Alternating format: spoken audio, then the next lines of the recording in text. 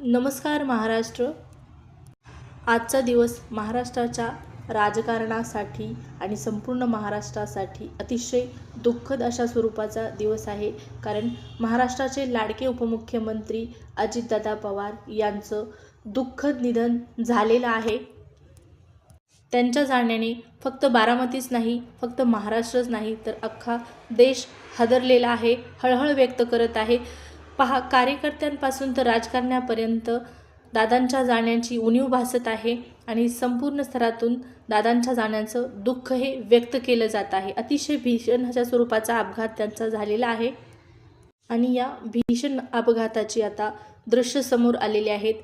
Video देखील समोर आलेला आहे. या व्हिडिओच्या माध्यमातून लक्षात येत आहे की हा अपघात किती भीषण होता. अतिशय मोठा असा हा अपघात आहे.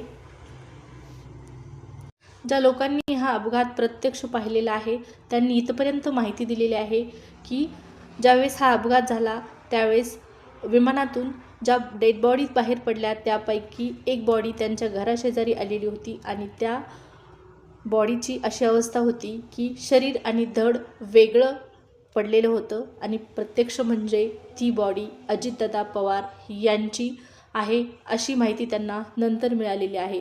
आता ज्या व्यक्तींनी हा अपघात पाहिलेला आहे त्यांनी दिलेली ही माहिती आहे. पाहू शकता किती गंभीर हा स्वरूपाचा अपघात आहे. आपण ऐकलं तरी आपल्या अंगावर काटा उभा राहतो. अजितदादांचा अतिशय दुःखद अशा स्वरूपाचा हा शेवट म्हणावा लागेल.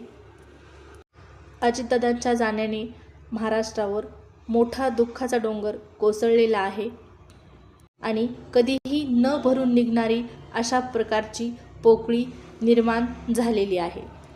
पाहू शकता या भीषण अपघाताचा व्हिडिओ समोर आलेला आहे आणि या व्हिडिओमध्ये जो टायमिंग आहे 8:46 या दरम्यान, सकाळी 8:46 या दरम्यान अजितदादा यांच्या विमानाचा हा भीषण अपघात झालेला पाहण्यास मिळत आहे. अगदी काही सेकंद आणि अजितदादांचा अंत अशा प्रकारचा हा दुःखद व्हिडिओ देखील CCTVमध्ये कैद झालेला आहे. CCTV फुटेज समोर आलेला आहे आणि या CCTV फुटेजच्या माध्यमातून लक्षात येत आहे किती गंभीर स्वरूपाचा हा अपघात होता. ज्या अपघातामध्ये आपले लाडके दादा आता आपल्याला कायमचे सोडून गेलेले आहेत. अजितदादांना भावपूर्ण श्रद्धांजली. कधीही परत न मिळणारं हे नेतृत्व काळाच्या पडद्याच्या आड आता गेलेलं आहे.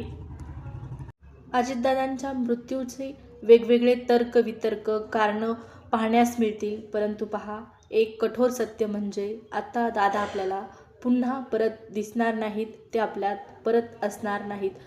अक्षरशः महाराष्ट्रातील प्रत्येक व्यक्तीला विश्वासच बसत नाही अशा स्वरूपाची ही घटना आहे. देव करो अजितदादांच्या आत्म्यास शांती मिळो, त्यांना भावपूर्ण श्रद्धांजली.